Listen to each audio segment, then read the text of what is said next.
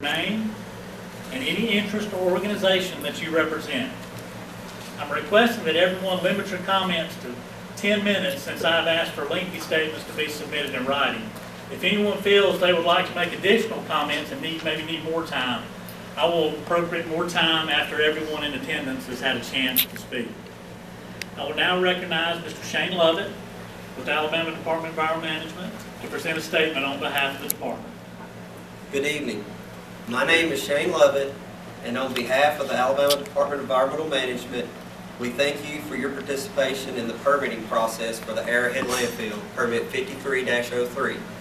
HH&T, on behalf of Perry County Associates, LLC, has submitted to the Alabama Department of Environmental Management an application to renew and modify its solid waste disposal facility permit for the Arrowhead Landfill located near Uniontown in Perry County, Alabama.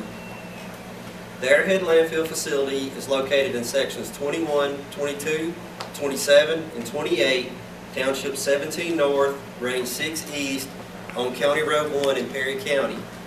The waste stream for the Arrowhead Landfill would continue to be non-hazardous solid waste, non-infectious, putrescible, and non-putrescible waste, including but not limited to household garbage, commercial waste, industrial waste, construction and demolition debris, and other similar type materials. Special waste approved by ADEM may also be accepted. The service area for the Arrowhead Landfill includes all states east of the Mississippi River, plus Louisiana, Arkansas, Missouri, Oklahoma, Iowa, Minnesota, and Texas. The maximum average daily volume of waste allowed to be disposed at the Arrowhead Landfill would remain 15,000 tons per day. Thus far in 2016, the average daily volume of waste disposed at the Arrowhead Landfill was reported to be approximately 123 tons per day. No out-of-state waste has been disposed at the landfill from February through June of 2016. All previously approved variances and special conditions would be granted in the renewed permit. The proposed modification would raise the bottom elevation of future disposal areas of the landfill previously reviewed and approved, resulting in a reduction of overall landfill disposal capacity of nearly 9 billion cubic yards. Additionally, the modification includes the adding of several contaminants to the required semi-annual groundwater monitoring requirements. Finally, the modification makes several technical administrative updates and revisions to the closure plan, stormwater management plan, operational plan, and other documents made necessary by the construction and operation of the facility. Based on our review of the permit renewal modification application, the department has made a preliminary determination that the proposed renewal and modification would be in compliance with the applicable state and federal solid waste disposal requirements and thus protective of public health and the environment. The proposed permit includes the following conditions. Upon reissuance, the permit would be valid for a 5-year period. The permittee would construct a composite liner and leachate collection system as described in the permit application. The permittee would continue to conduct groundwater monitoring semi-annually. The permittee would continue to conduct explosive gas monitoring. The permittee would, at all times, properly operate and maintain the facility and all systems in accordance with the application and the permit. The permittee would maintain the integrity of the final cover system throughout the life of the permit and post-closure period. The permittee would obtain the approval of ADEM for any change or modification to the facility or a system which might otherwise result in non-compliance with the permit or ADEM's administrative codes. The purpose of tonight's hearing is to provide an opportunity to receive public comment regarding the application and proposed permit. The department welcomes your input to this process and will consider all technical comments prior to making a final decision concerning the issuance of the permit, and will provide a written response to each commenter and to those requesting specific notice of our decision. Thank you again for participating in the hearing. Thank you, Shane. Now we'll call on Mr. Mike Smith, representing Perry County Associates, LLC, to make a statement. Thank you very much for You may have to turn that microphone on. It's on the bottom.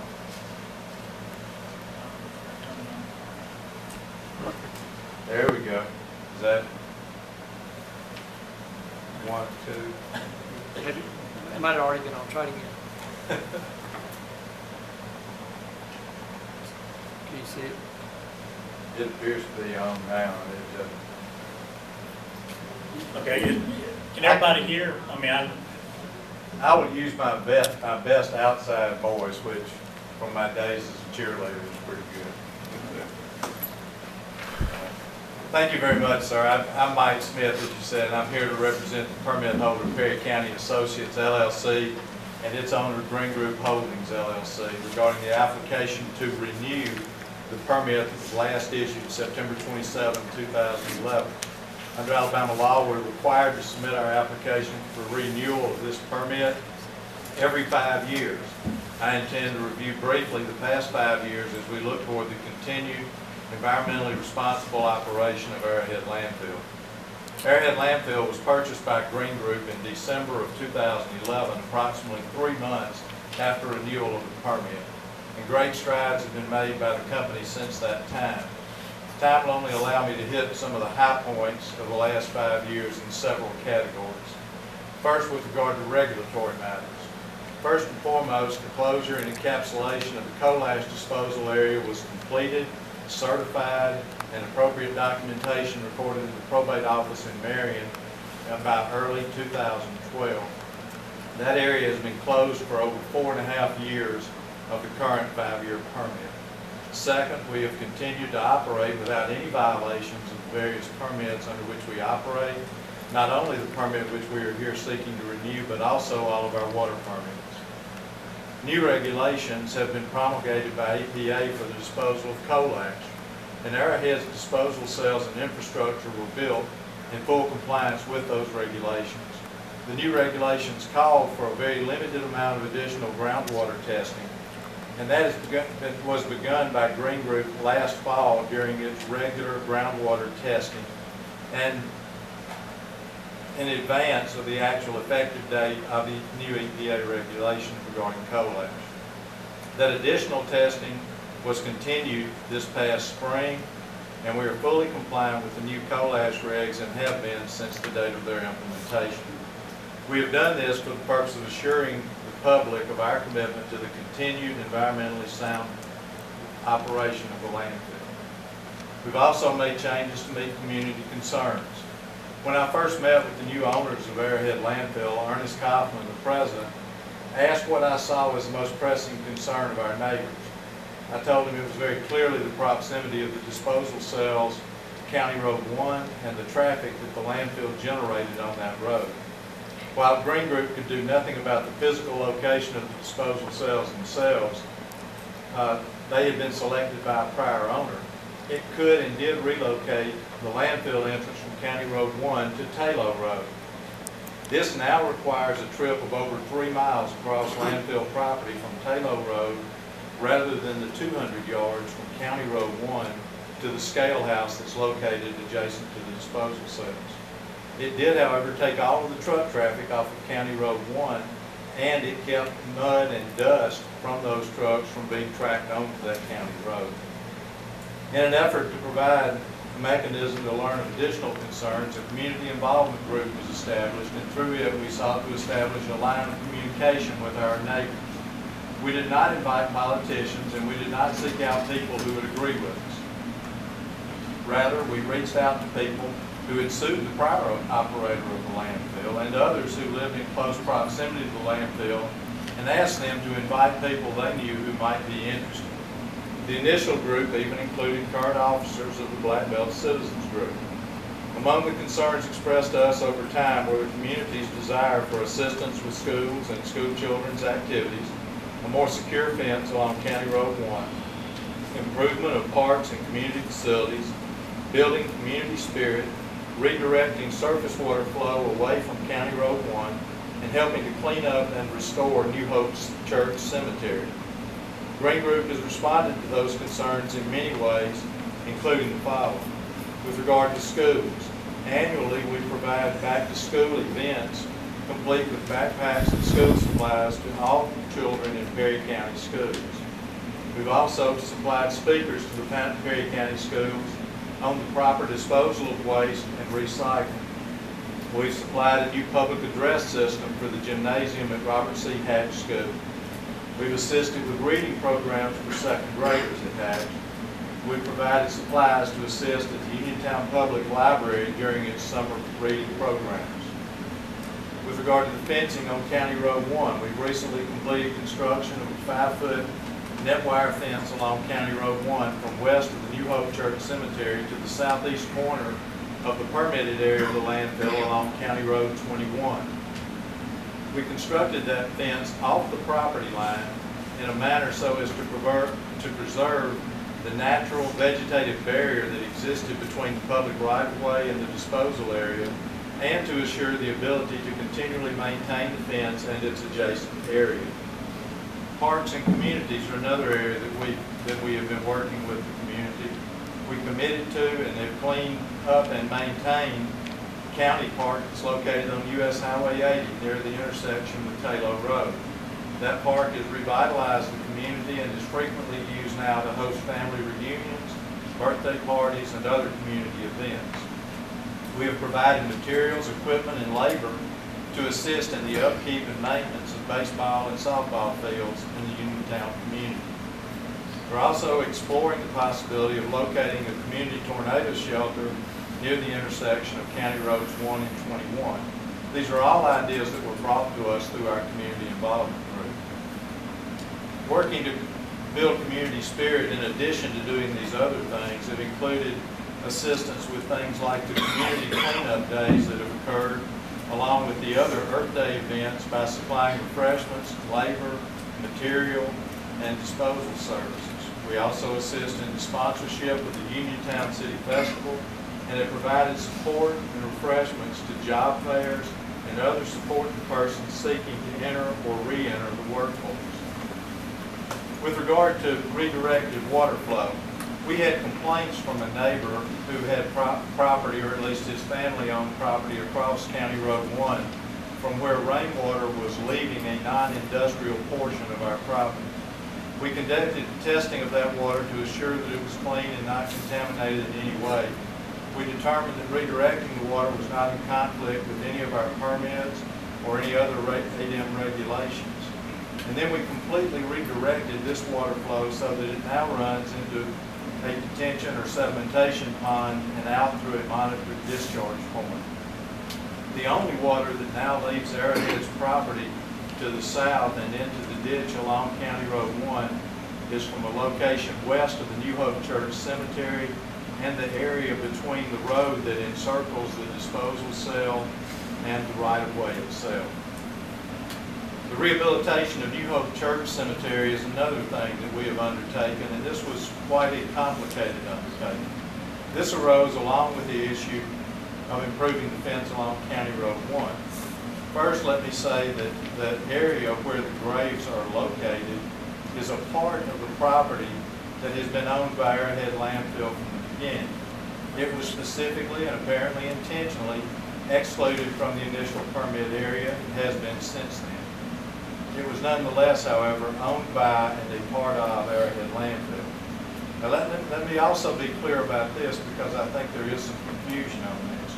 We have neither sought nor received any sort of permission or authority from ADEM to take any of the land clearing or cleanup efforts related to the cemetery or its surrounding area. Since the cemetery area had last been cleaned up by the prior owners of the landfill in around 2008, the New Hope Church Cemetery had not been maintained. It was severely overgrown and storm debris had been blown down across the primary burial area.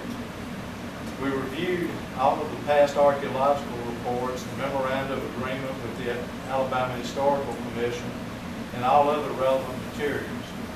We then established what was regarded as a safe zone, an area ranging in width from 100 to 200 feet wide around the area shown to have been a cemetery burial ground, and conducted clearing activities for the construction of a fence to help protect the cemetery and establish a secure border around the landfill. It was our intention at that time to to clear the storm debris and undergrowth from the cemetery in compliance with Alabama Historic Commission directives. When our actions were questioned by some people in the community, we met with them and met with others who had family buried in that cemetery, and it became clear that many of them would like for the families to take control of the cemetery and take responsibility for its care.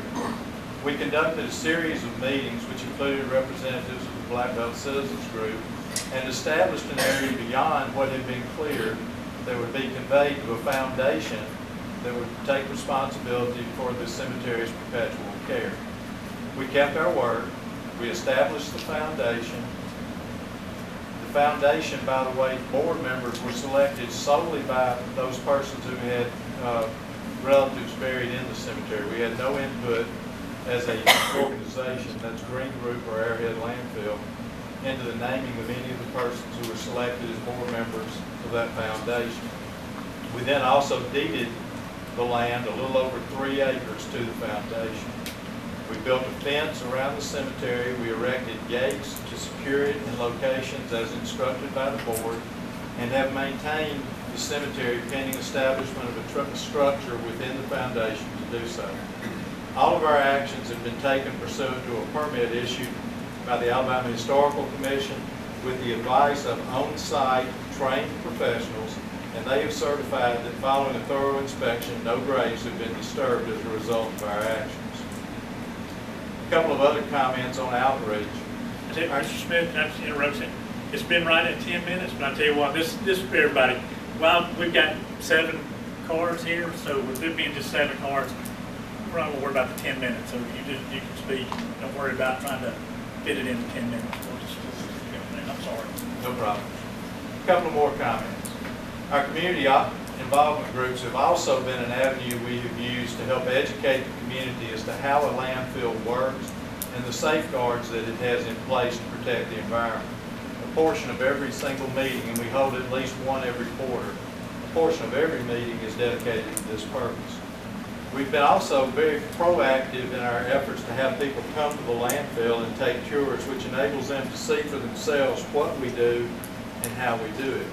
We offer tours of the website, of the facility on our website, and we also offer them through signs that are posted at our gates. Among those who have taken advantage of our offer have been the publisher of Coal Ash Chronicles, an environmental advocacy group. The newspaper in Jessup, Georgia, where that newspaper's publisher is leading the fight against the coal ash landfill proposed in their community, and they have been there and have taken that tour. Video journalists from NBC's national offices, as well as local ABC and CBS affiliates, have taken those tours. A member of the U.S. Commission on Civil Rights, who came not as a commissioner, but as a private citizen, paying her own way to make sure that she had firsthand knowledge of this community in Airhead Landfill. We've had numerous college students from across the state. And though they have not yet finalized a date, we've had discussions with and encouraged attorneys from the Southern Environmental Law Center to come to the property and take a tour with us. We've also invited virtually every individual group that has published an article referencing Airhead Landfill in any way, and we have given particular attention to those making negative comments.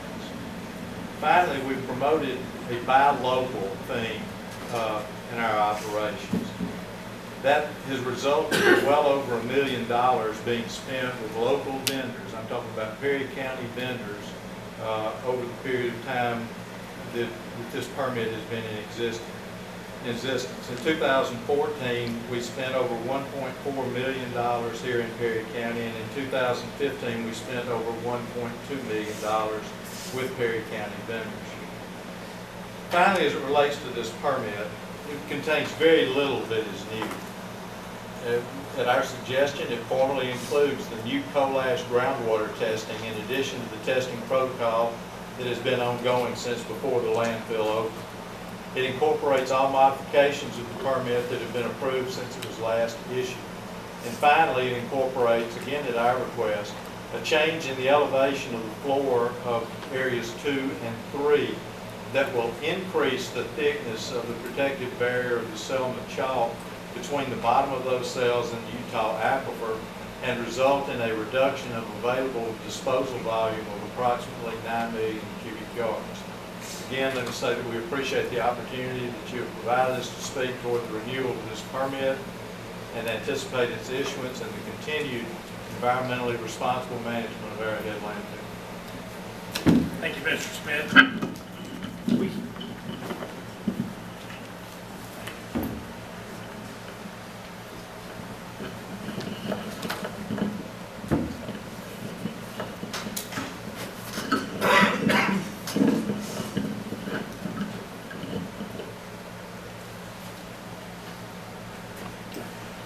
I don't have any cards up here saying so, but are there any elected officials who are here tonight?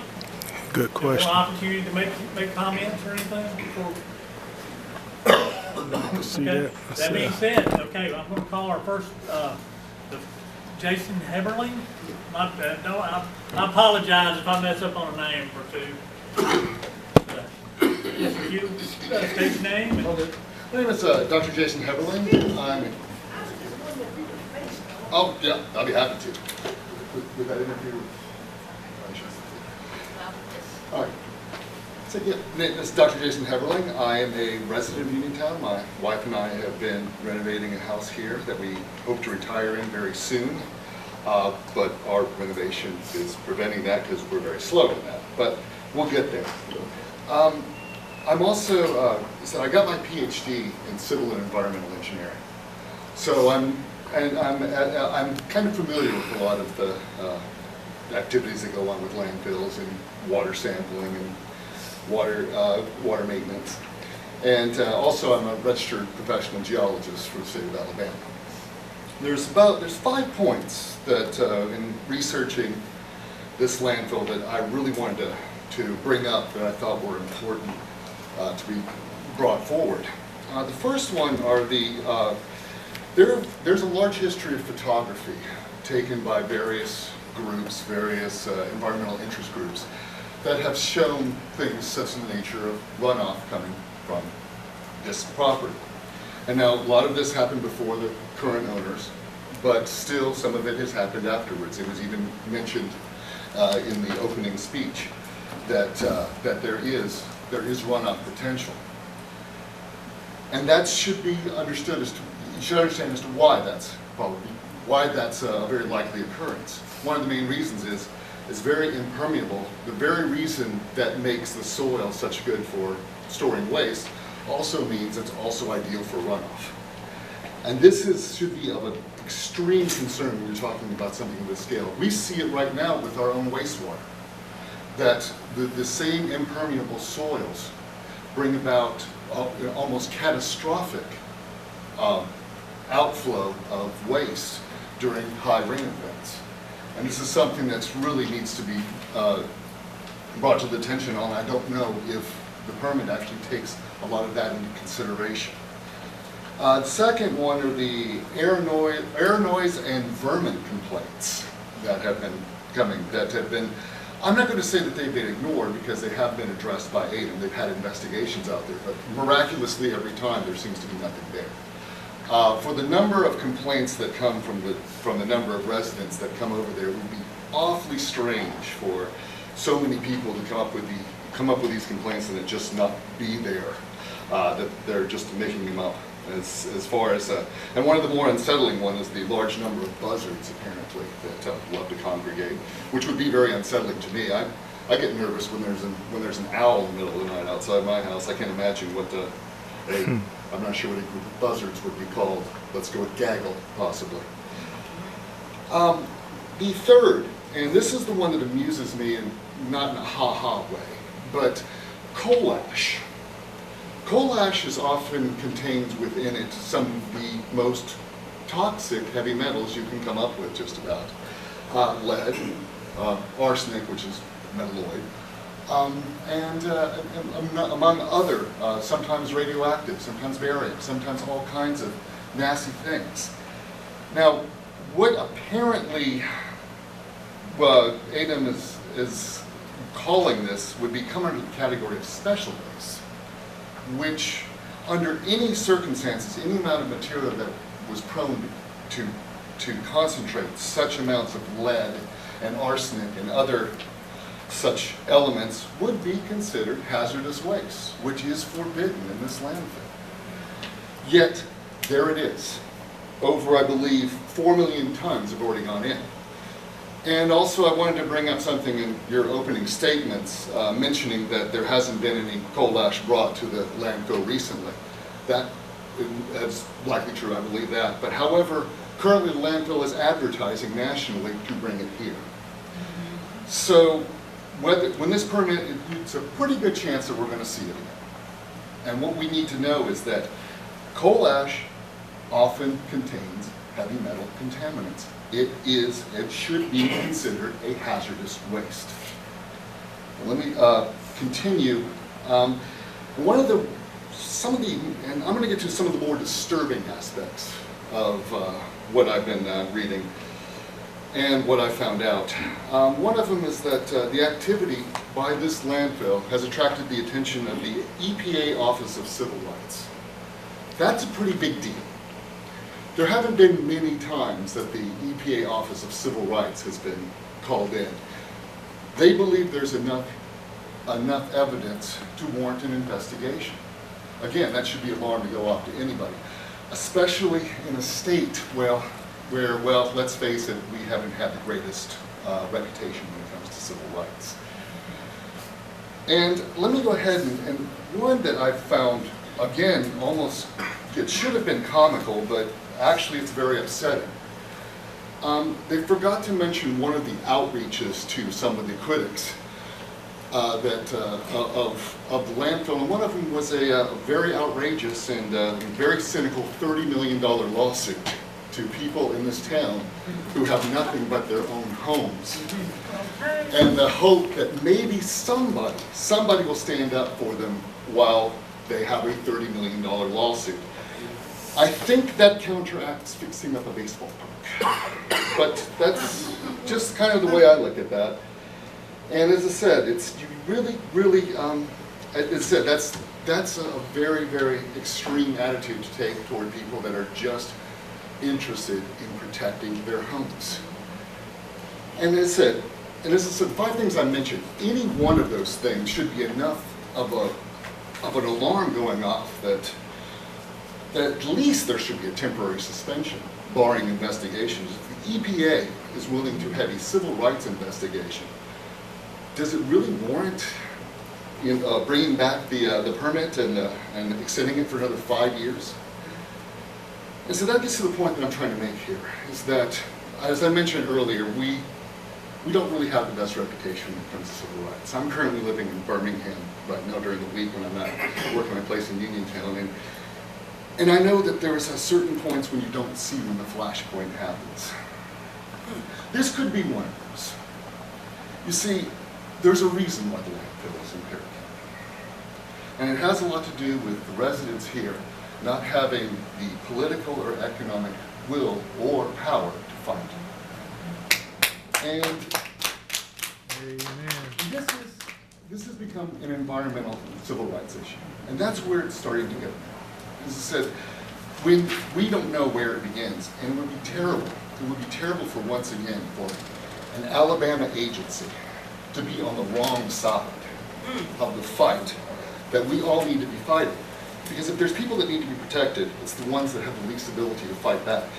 Whether it be against pollution, whether it be against wastewater runoff, whether it be against buzzards, whether it be against $30 million lawsuits. And I said, this is a textbook example of environmental injustice, if you want to look at it. And I said, we have the opportunity to stand on one side.